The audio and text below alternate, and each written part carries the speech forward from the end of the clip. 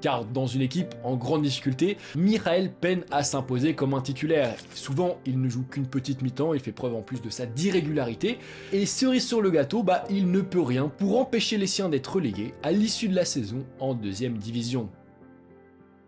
Bref, tu l'as compris, à ce moment-là, Modric, c'est un peu un paradoxe, parce qu'au pays, en Ukraine, tout le monde sait que c'est un énorme talent, un joueur bourré de talent. Certains parlent même du Neymar ukrainien, sauf que le problème, c'est que en match, il peine à faire la différence, il peine à peser sur les rencontres.